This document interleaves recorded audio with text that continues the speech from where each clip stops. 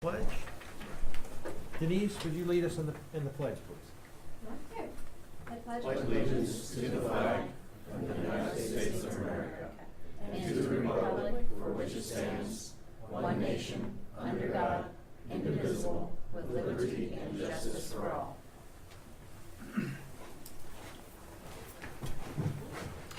Instead of a prayer tonight, I would like all of us to keep Mr. Hicken and his family in your thoughts and prayers as he goes through a couple of things in the last 2, 3, 4, 5, 6 months.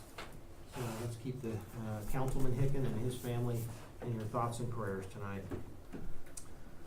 Kathy, let's start with a roll call, please. Carter. Walther. Here. Powell. Here. Barstow. Here. Hayes. Here. Hicken. Okay. Lee. Here. Okay, we have a quorum present tonight, and first thing on the agenda is citizens' comments. Denise, do you have a little presentation for us tonight? Do you have anything for us? I do. Okay, come on up. Give us your name and address for the record, please.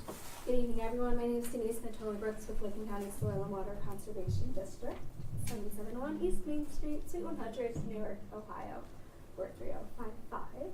So I am the administrator that serves all of Licking County, including all of Pataskala, and one of our major initiatives is the Licking County River Roundup.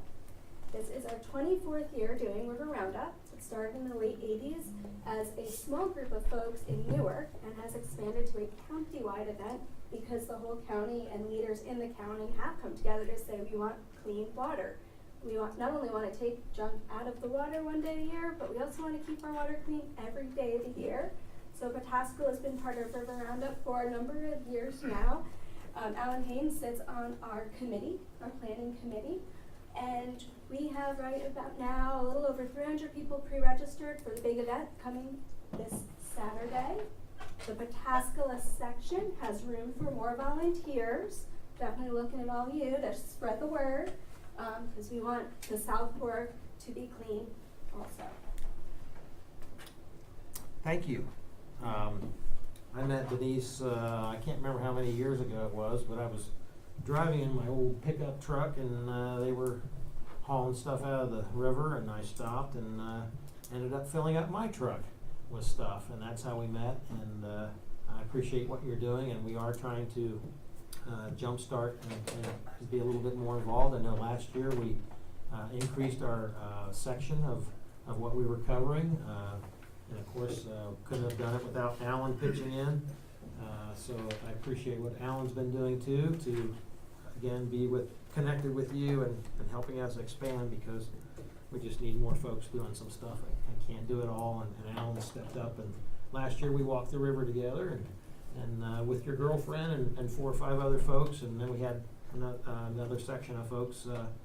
I think we cleaned up from Foundation Park to the Dairy Hut, and somebody else cleaned up from the Dairy Hut down to Bright Waters or something. So I think that's what we're going to try to do again. So I appreciate what you're doing. I appreciate what you're doing to extend that program. And I have a proclamation for you today too. So we're going to get fancy here for a minute. BJ, will you take a picture? Absolutely. Thank you, sir. I don't put a suit on just for anybody, you know. Especially in 100-degree weather. But that ties another story. Yeah, it's like Jerry Garcia, so that was about as hippie as I could get tonight. Hippie? Do you want to receive the proclamation too? Yep, Alan, come on up. Yep. Alan's part of this. Why don't we unroll the banner and we'll have BJ take a picture of us holding the banner too. Oh, it's upside down. We'll fix that. There we go. Perfect.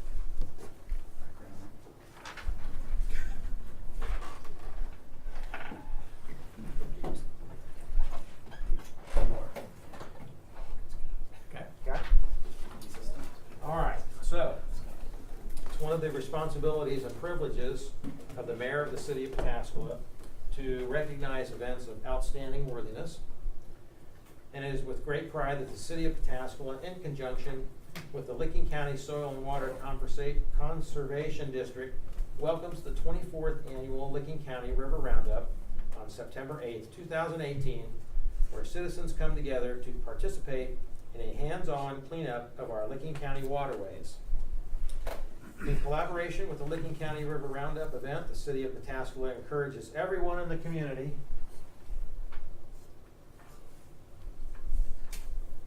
from families and organizations to public officials and senior citizens to work together to help keep our waterways clean and preserve our natural resources. Therefore, I, Michael W. Compton, Mayor of the City of Pataskala, do hereby proclaim the 8th day of September 2018 as Licking County River Roundup Day. Thank you. Mayor, look at me. Perfect. Thank you very much for your help and coming out. And you don't have to stay for any more of the meeting here. You can take off. Thank you. And I am gonna take off, but I am gonna Is leave that for us? this here Okay. because if anybody else wants to take fun pictures to help promote River Roundup, that's for you guys. Cool. Thank you very much. Thank you very much. Thank you. Yep.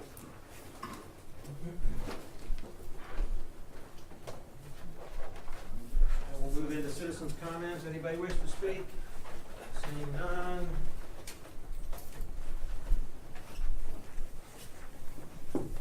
Approval of consent agenda matters.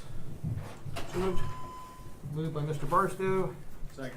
Seconded by Mr. Lee. Discussion and roll.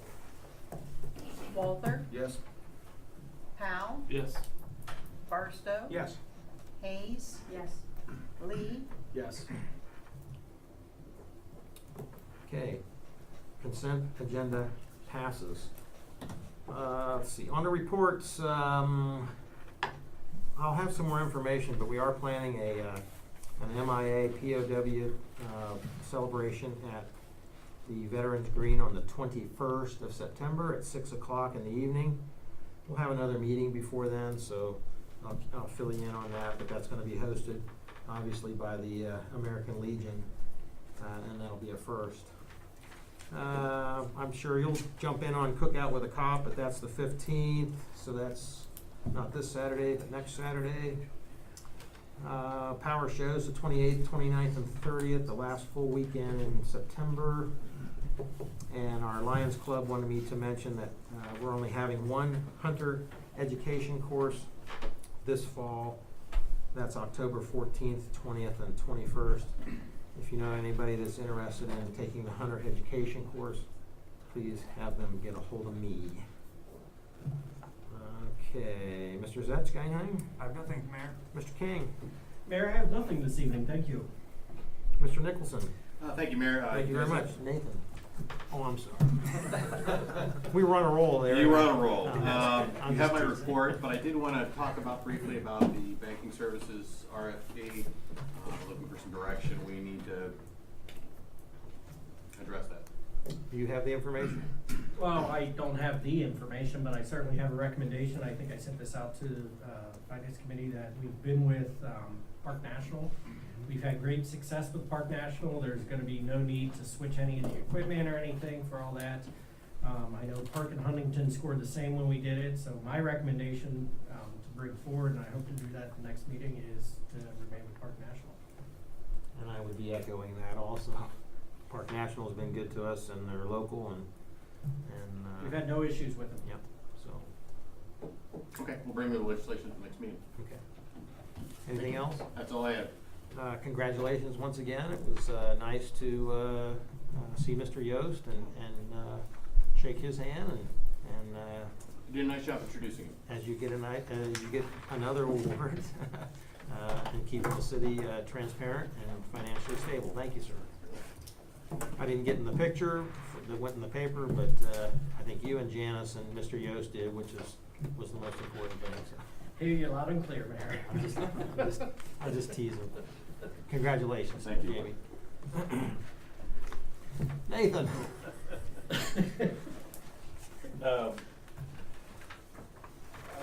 We have a resolution tonight to purchase the second booster station pump. You might recall, we started this process, I think, back in 2016, but We have found a pump, we purchased one earlier this year, and to say that we are surprised would lend itself to maybe painting ourselves in a corner that we don't know what we're doing, but we are mildly surprised with the pump that we went with. Actually, it's producing more than anticipated, which is a great problem for us to have at that booster station. So there's a resolution tonight to buy a second.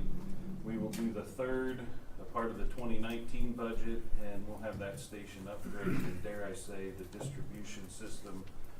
With the Creek Road and all the towers online, it's the best it's been in quite some time, so, but that's all I have, yes. So the new generator down here, it looks massive. Is that what we've replaced with something to give us more? I think that's the districts, the corner of Columbia and Broad, that's the district. That's the districts, okay. And that's a generator for water pumping? Sanitary pump station. Sanitary, okay. All right, anything for Nate? Yes, sir. Yeah, if I can just mention something, Nate, that, if you can just refresh council on that pump station, what we originally thought we were gonna have to spend to do it.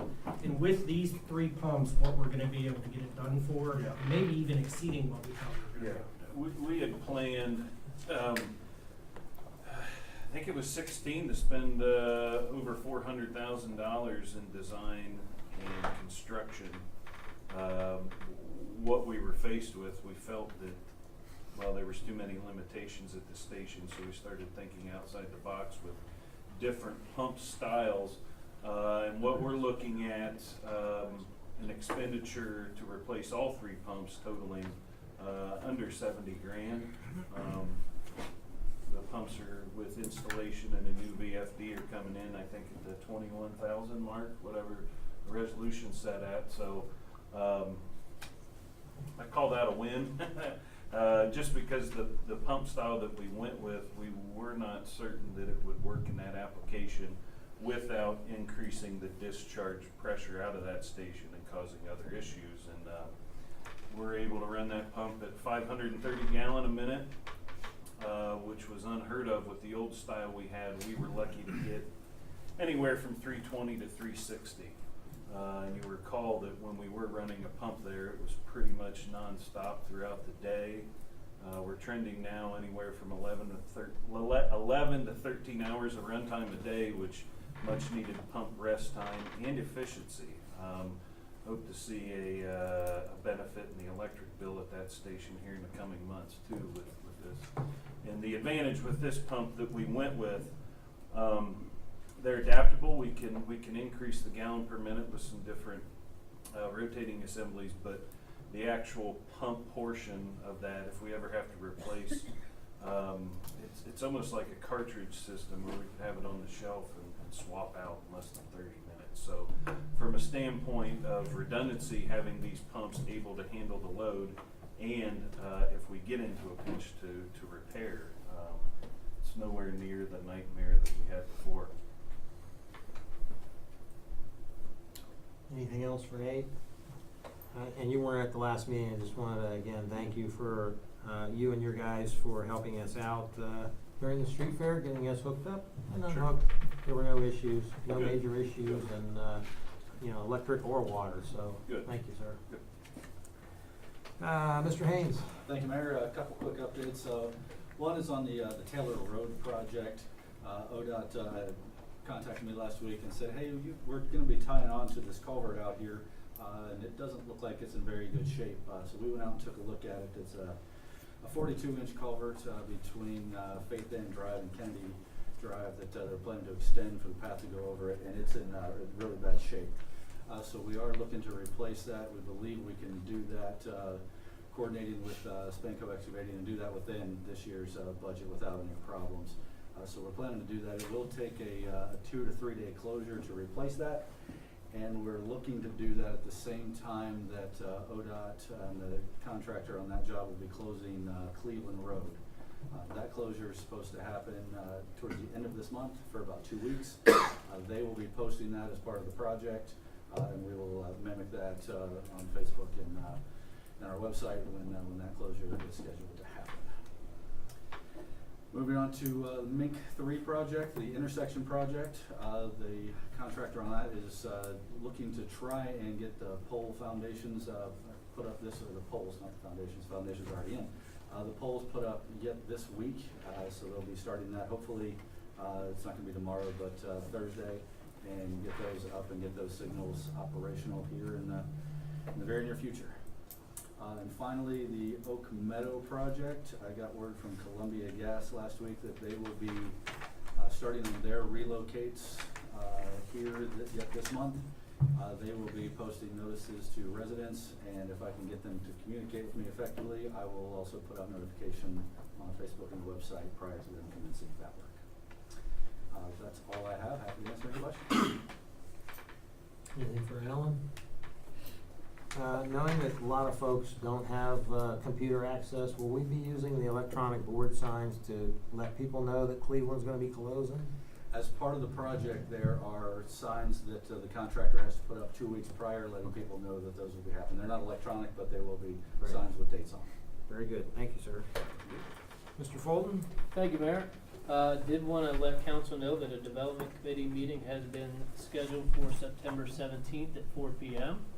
Also an update to the Board of Zoning Appeals agenda since the report went out on Wednesday. Application CU 18004 has been withdrawn. Couple updates on the comprehensive plan. The survey closed on August 20th. We received a total of 895 responses to the survey. Also, and I'm pretty sure you're all aware, we do have a special council meeting scheduled for September 6th at 6 p.m. The consultant will be in to give you an update as to where we are now and then be here to answer any questions. And finally, on ordinance 2018-43-14, this is the McClellan rezoning. The zoning inspector will be out tomorrow. When I wrote the report, he was out and told me that he's got about 4 or 5 minor issues that still need to be resolved. For example, there's like a truck cap on top of a storage crate or a pile of pallets, so relatively minor things that need to be addressed.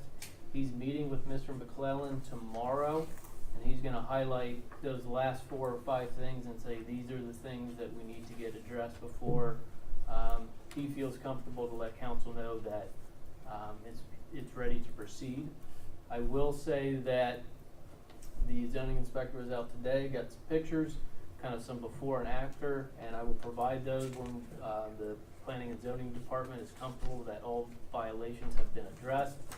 But you can see the before and after, so it's been cleaned up considerably from what we first saw when the rezoning was requested. And I'd be happy to answer any questions. Wasn't that September 17th at 6 p.m.? Yes. My apologies, yes, September 17th, I'm 'Cause sorry about that. That's all right, so we'll have development at 4, the special council meeting at 6, regular council meeting at 7. Correct, Okay. I'm sorry about that. That's all right, I just, Streets at 5:30 also. And we'll also have street committee at 5:30. streets at 5:30, that'll be a busy night, okay. Very good, anything for Scott? Thank you, sir. Mm-hmm. Mr. Crawford? Hey, real quick, Oh, yeah, that wasn't could we quick enough. do streets at 5, or is half hour enough? I know we talked about that tomorrow, I think. This is, the street committee is at 5:30, and it's only to talk about the safe travel plan. Perfect. We're limiting it to that, because That's we have right. another meeting on the 24th that'll cover the other Thank 18 you. items. Absolutely, thank you. Lanier? Thank you, Mayor. Mhm. Got a few things on the list today, just to give you guys a few updates. Part 2 of the community garden discussion is scheduled for September 19th back here at Carr Park. I'm hoping to see a few of you guys out there to help with the discussion there. Have another event planned for October, pumpkin painting in the park at Freedom, to get the west side involved, hopefully get the school districts and more of the youth and parents involved there. Second thing, I have signed up for a certified park safety inspector's course at the end of this month to make me more competent as being a Parks and Recs manager. I've also applied for a applicator's license to basically make myself more competent for more parks work. Last thing I want to touch on is I reached out to Rich Capitelli with the Licking Park District once again, and I'll be doing a property walkthrough with him October 26th. That way we can increase our discussion regarding the recreational trails and the possibility of utilizing his property on Mill Street. Other than that, that is all I have for tonight. Anything for Lanier? Yes, sir. Just a couple questions, Lanier. The holding tank that you have on here for foundation, is that a replacement of the existing holding tank in its location, or what's the plan on that? BJ? BJ?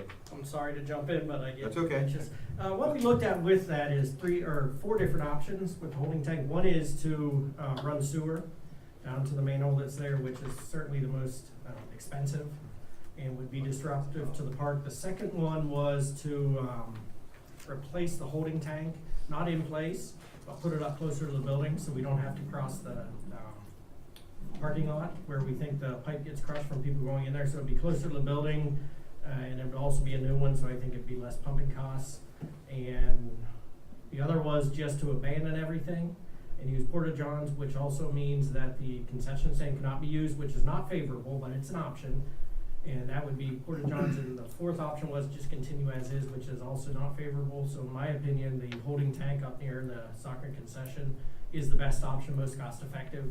Our cost estimate's $20,000 is in the budget, but I don't think it's gonna be anywhere near that from what we've seen. Okay. That seemed like a high number for a tank, so. I It was just wanted less to than, ask. well, with everything that included, the $7,000 plus $5,000 for the replacement, but he also encumbered $2,000 for pumping it out, just with the same schedule that we've been over the last 4 years, so $7,000 was a total for it. Less pipe to worry about too. Yeah. So it would come from the concessions right to a tank right next to the concessions? You got it. Yeah. Just past, well, there's a grease tank Yes. before the tank. Okay. Good. Yes, sir. I'd like to just let Lanier know that I wanna talk to BJ about the park board's policy on profit or profit groups using the park, because it appears just from Facebook posts of who's coming into the park, that for-profit groups are being allowed to use the park, but some aren't. And so I think we need to figure out what the policy is and why some can use the park and why some can't. I'll give an example. A group called Tinker Garden. It's a kids, like preschool type of group. It seemed to be legitimate, was denied because they're for-profit. However, we're using a for-profit group to raise money for a sports program. They're coming in to raise money. They're gonna raise the money and do all the work, but they're a for-profit group. They make a profit from operating in the park. So I think we need to be more consistent in that. So I'll talk to BJ about that. Yeah, I certainly think it's a policy as we get approached more and more. I know that the way the Parks Board tried to look at it is, are we getting something back from them? I know there's one, we're getting some as a fundraiser. Yeah, people take money away. We're also getting something back, so I think it's something we need to look at. If you charge the fee to Tinker Garden, I think his name, you'd get a benefit. If you charge them a fee and said you gotta pay $300 to operate here, that you get a benefit. The same as you get a cut from what the triple speed pitch softball, whatever they are, I don't know, I can't remember off the top of my head. They're gonna give us a cut of what they, of the gross. But if you look them up on the Secretary of State's website, for-profit domestic LLC, so just. Can you talk about it? Yeah, yes, thanks. What we'll be reviewing with Parks Board also with our field use costs and everything, so what we're putting in versus what we're getting. Very good. Anything else for Lanier? And I'll be sitting down to talk with you, and BJ about the upcoming power show. So that'll be your first, and I liked working with you at the fireworks and everything else. So I'm sure it'll be a breeze, but that'll be 3 days of activities. So I'll be getting with you. Thank you, sir. Chief Brooks? Thank you, Mayor. I just have one item, and that, as you alluded to earlier, Cookout with the Cop is September 15th at Freedom Park, 10 a.m. to 2 p.m. Come on out and have a burger, see a helicopter, and some other cool stuff. Anything for Bruce? All right. Any committee chair reports? Yes, sir. I have a street committee report from August 27th. We met and discussed several items. The first being an update on the Licking Heights school improvements. We had Jobs Henderson here. He gave us a report from a meeting that was had with the school district in response to their traffic report. Secondly, we went through the Oak Meadow Drive situation, talked about the status of the easement for drainage, and then we also talked about the residents' question, the letter that had been supplied to council. And the Streets Committee became, and obviously, Suzanne, correct me if I have any of this information incorrect, but the Street Committee essentially commented that we've been looking at this for over a year. We've analyzed several different scenarios, and the scenario that we landed on, I think as BJ summarized, was one about safety. It was for the traveling public, and it was to keep the pedestrians to be able to have some path, a path to utilize to get back to the park and actually to use throughout the neighborhood. So we believe the current design, as it's been vetted, is the correct design. That's the street committee's summary, I guess. The next item was the Main Street AEP easements. As of August 27th, there were 2 remaining to be obtained. One of them, it looked like, was imminent once there was some meetings with AEP. The other one, not so much. And they're talking about some other scenarios with poles being utilized in their backyards to supply their service if we can't come to terms for burying the electric through their parcel, adjacent to their parcel. Next was drainage projects. Alan supplied a list, a prioritized list, and he also supplied it in a major drainage issues and then minor drainage issues. And we asked that Alan supply that in his report to council for tonight's meeting. So you'll see in there a very good summary of all the drainage projects that we have in front of us, both major and minor. There are many, and it's I don't know, I don't think we have a number exactly giving a total value of them, but it's quite substantial. The next item was the Broadview Crossing drainage. The easement was obtained from the Evans Foundation, allowing the residents to improve a ditch across the foundation property to utilize for drainage for their property.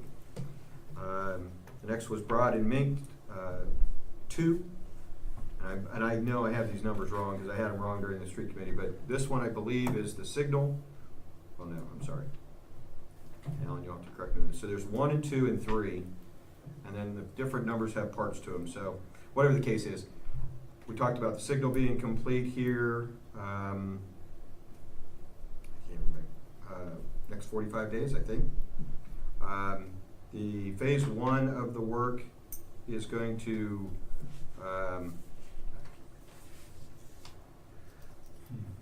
working on phase 2, section 1 and 2, open in November. Section 3 is finished and for the final course in 2019. Is that right? That's correct. Great. Okay. There were no other issues with that. Depot street parking, and we even got into more areas for street parking. Walnut Street is another one. There were some issues with the street fair, during the street fair, those roads being essentially blocked by vendors. Looking at different opportunities, the administration's going to look into potentially permit parking in that area, but right now it is signed for 2-hour parking, and it's not at this point enforced. But we talked about ways of getting information to those residents that are utilizing those on-street parking so that they would know that there's potential enforcement going to start.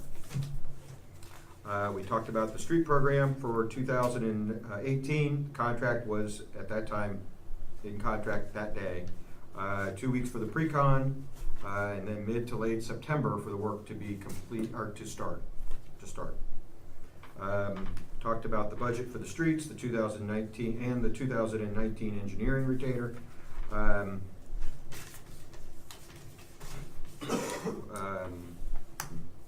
Anyhow, we talked about having a separate meeting to talk about the different streets for the budget, which I believe is gonna happen on the 24th. Graham Road drainage, there was, Alan and his, I don't know who found out that there's already a storm pipe out there. This is the issue with drainage out of Calmore.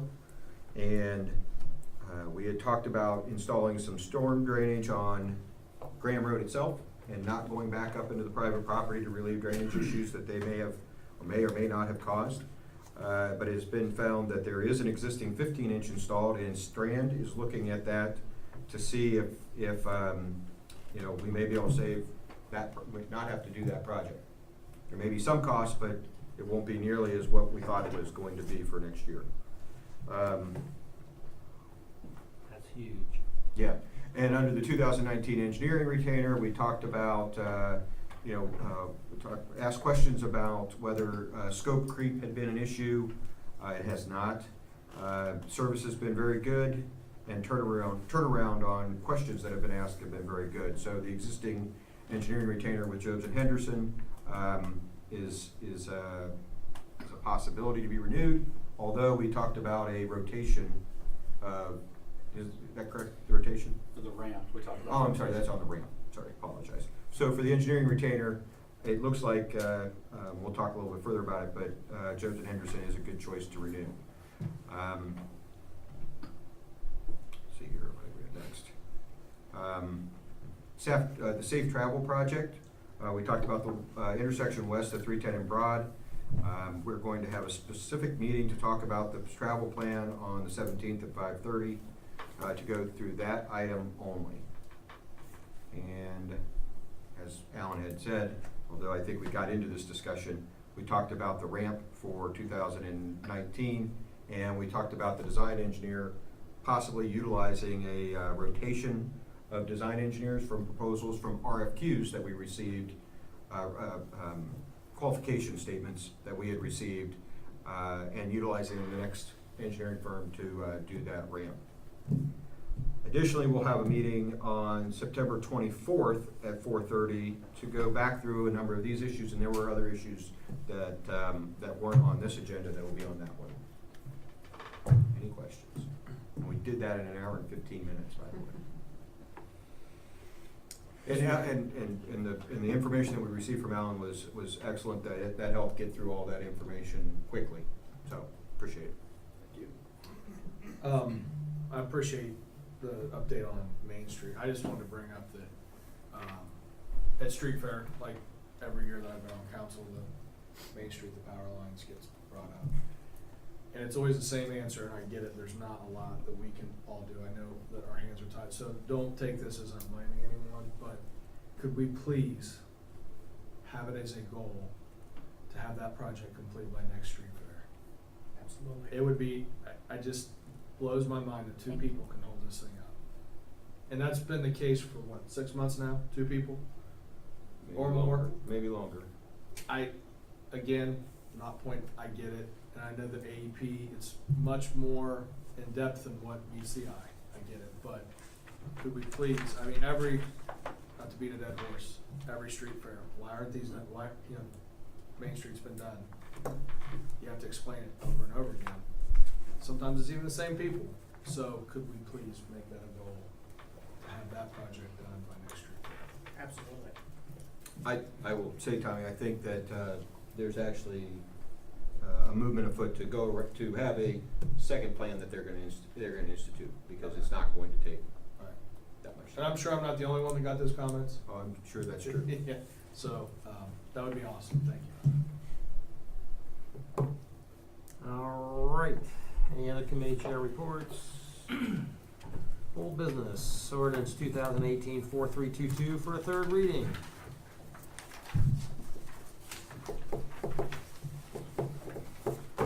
(2018-4322) for a third reading.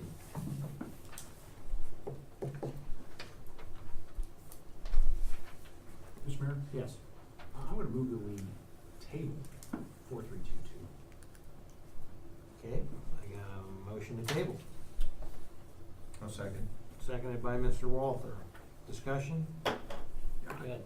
Yeah, I mean, this is somewhat the same situation we're having with 4314, where we have, at least based on the information that I have, we have a property that is being used not in compliance with the way it's zoned. And so I don't wanna set a precedent where property owners, whether they're residences or their residents, or their home, or whether it's a business or a combination of the two, come to council or come to planning and zoning and say, I'm doing this, I want you to zone me into compliance. Because then it just defeats the purpose of the zoning regulations. And I don't wanna set a precedent with that.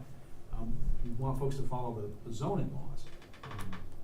So I'm gonna suggest that we table this until we have the same result on 4322 that we appear to be having on 4314, where the owner has come into compliance. I'm more than happy to vote yes on 4314 once the owner has come into compliance. It's a slightly different zoning situation, but that's just my position. I think that's the right thing to do, so. That's all I have. Yes. Scott, I got a question for you here. On this issue, between the legislation report and actually the agenda, I'm trying to figure out what is this property zoned at? What is it zoned currently? R20. R20, okay. So the future land use plan shows this is light industrial, correct? Correct, an industrial use with the PDD, Plan Development District zoning classification is recommended. That's what the current plan. Correct. And you know, as we all know, we're going through a comprehensive plan now that's going to, may or may not change that use, may make it GB anyhow. We don't know what that'll come out to be. You know, so I guess my question is, we don't have a plan from the owner, correct? We don't have a plan for use as a GB use, correct? Correct. At We this just- time, it's maybe this, maybe car lot, maybe garage door business, but there's been no submitted plan for development. Okay, so I guess I'm coming in one step further than Mr. Barstow and saying, is that something that we typically do? I know that I've been involved in zonings where they absolutely require a plan before you can rezone. You can't just arbitrarily rezone, essentially. And then other places, they do. They'll zone, you know, as per request. So in this case, I guess I'm asking the question, given that, as Mr. Barstow had mentioned, this is being utilized outside of their current zoning, are we comfortable without a plan from this owner showing us what their drives are gonna be? We've talked about traffic the last time we were in here talking about this. Are we comfortable without knowing where their sign's gonna go? Are we comfortable with, you know, what improvements? GB has a pretty large use allowance. You know, are we comfortable doing that without a plan that then would be utilized to restrict or define what this person's gonna use that property for? I'm all for using property for the highest and best use, but I'm also for making sure we understand where the curb cut's gonna be, how this is gonna be utilized, what kind of truck traffic is it gonna be expected? You know, being that this is a corner lot, it's kind of peculiar how this will get access. So anyhow, I'm bringing that up as another point to be made for maybe some clarification, more information. And Just so I understand that if we do move forward to table, I wanna make sure that council has all the information necessary to make a decision. So if this property were to be rezoned to general business, then we found out last time that it's likely being used for a garage door business. Sounds like contracting, doesn't sound like equipment is being stored on site, but it sounds like if someone has an issue with a garage door or wants a garage door, they can call this gentleman, he'll go out and install a garage door. If the property were to be used for, if it's gonna be an accountant office, we're not gonna have truck traffic. We're Sure. not gonna have a lot of potential traffic issues. But if it was something that had a more intense use, then truck traffic does come into play. So a lot of those items, until a particular use is requested, it's hard to determine exactly what site improvements will be necessary. So we would need to know where curb cuts are, but if this property were to develop, and at the time it was applied for, it looks like it's a residence. So if it's a residence, it's zoned general business, it would then be a legally non-conforming use. If the applicant were to sell the property and say, I wanna put it in the accountant's office, then the planning and zoning department would require a site plan. We'd look at those curb cuts, we'd look at what potential traffic issues it could cause. We'd look at signage, lighting, parking, landscaping, we'd look at all those items.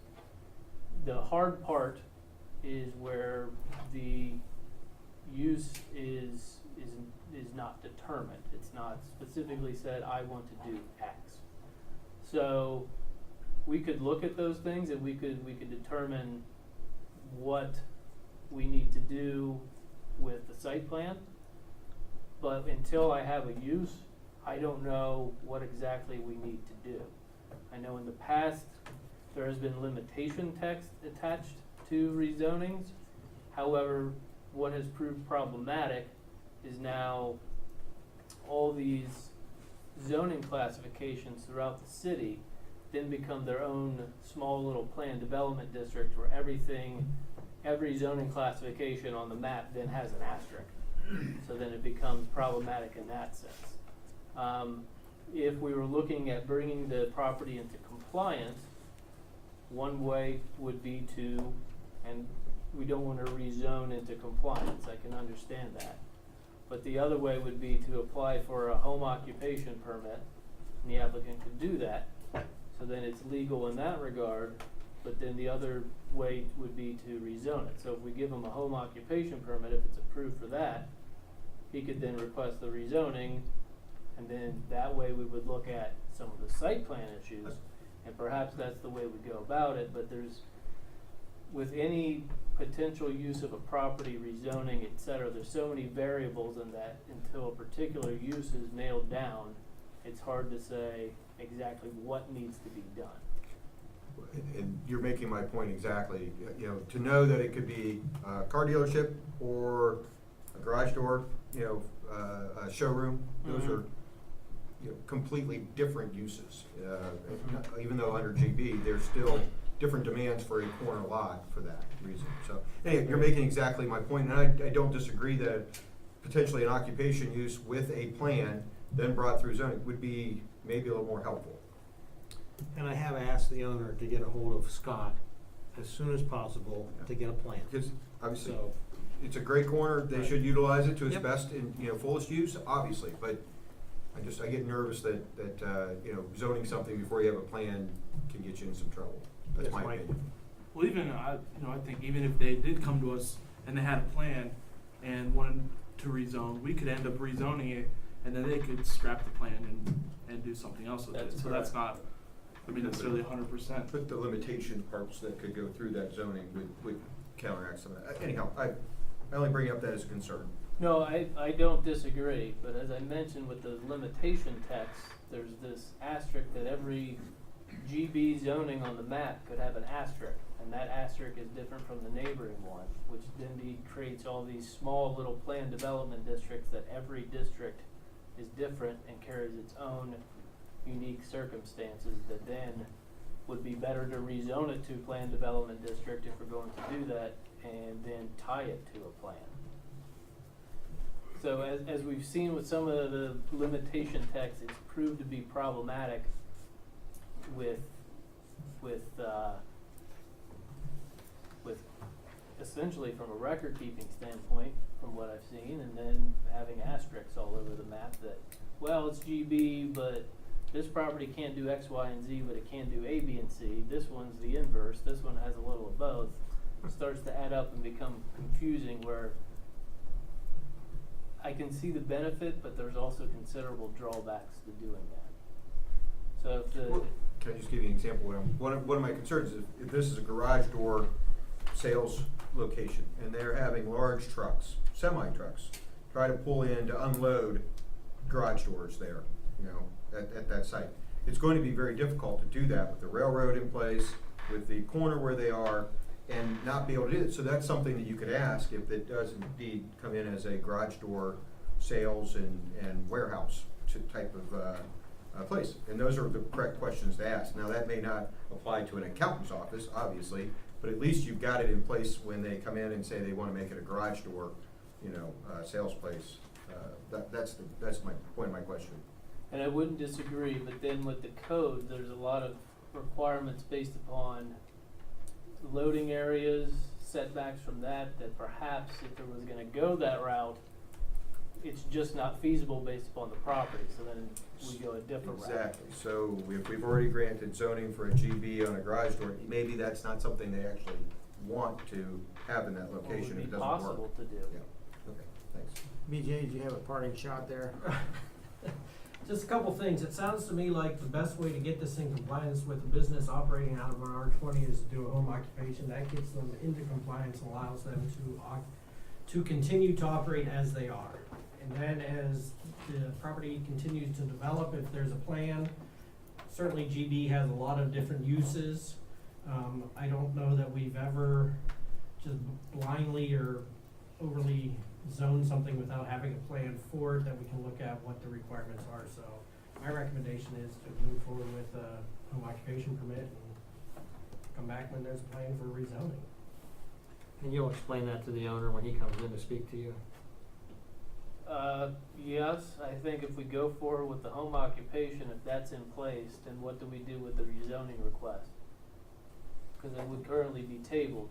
Then with the rezoning quest, we got the home occupation for the garage door business, if that's feasible, if it's granted based upon how the business operates. So if we say that it does work, it does meet the requirements of code, the Board of Zoning Appeals has granted that request, so then it's legal in that regard. But then we have a tabled rezoning request for the general business district. What do we do with that? Just get it off the table and vote it down. Would we need it? Would we need to rezone GB at that point? At that point, to operate as a garage sales or repair, Yeah. no. Well, then we would Just bring it up and vote bring it it up down. and have put it to a vote and see what happens. Or the applicant can always withdraw the Or request. Okay, whatever, I mean, we. That's sort of the way I would recommend. If Okay. that works out, I'd have them withdraw. I just wanna say, in the interest of full disclosure, I'm a customer, okay? I love my garage door. It is fantastic. It is 10,000 times better than the POC that my builder put in, which stopped working. So just FYI, I want the garage door business to flourish. Just, All right, any other Okay. discussion? good. We got the No. vote, we have voted at the Yeah, we have a table. motion. Roll call, please. Motion. Walter, Yes? Powell, Yes. Barstow. Yes. Hayes, Yes. Lee, Yes. Okay, ordinance is tabled. Ordinance 2018-4324 for a third reading. So moved. Moved by Mr. Barstow. Second. Seconded by Mr. Walther. Kathy, when you're ready, third reading.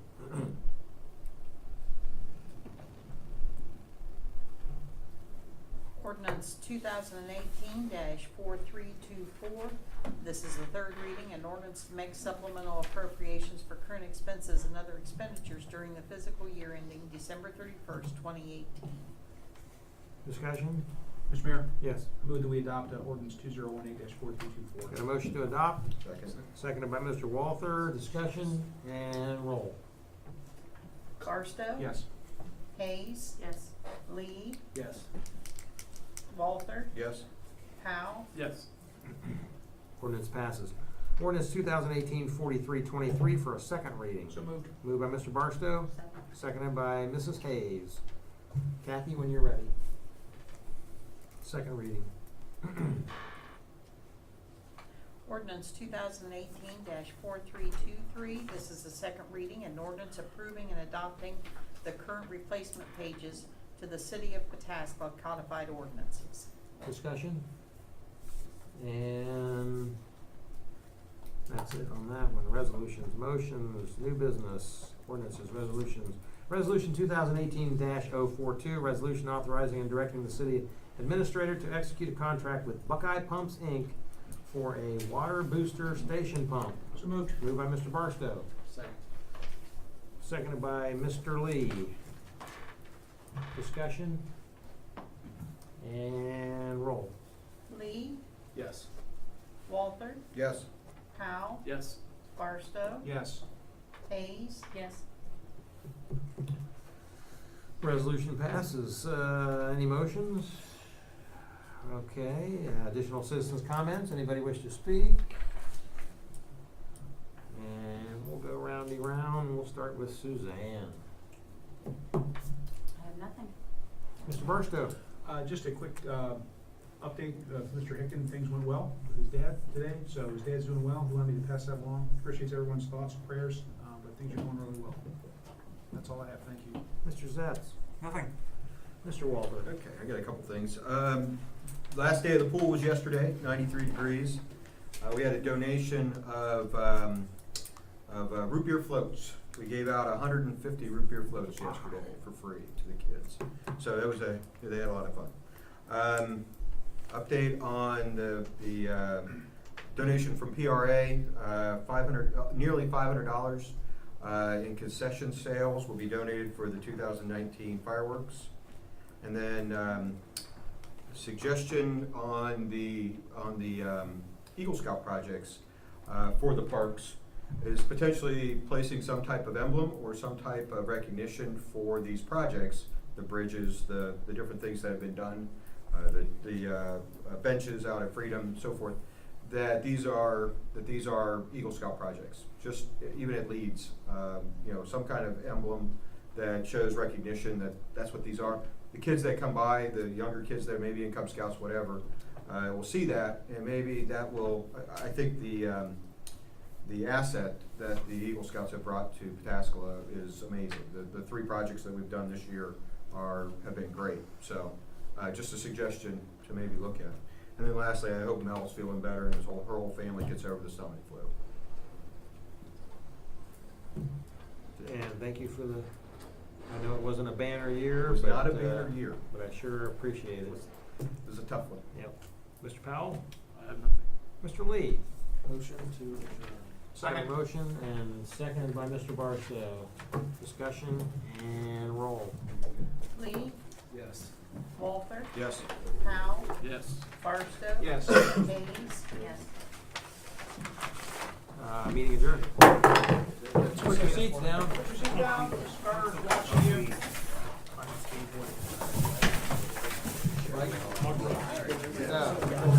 Well, we need to have that.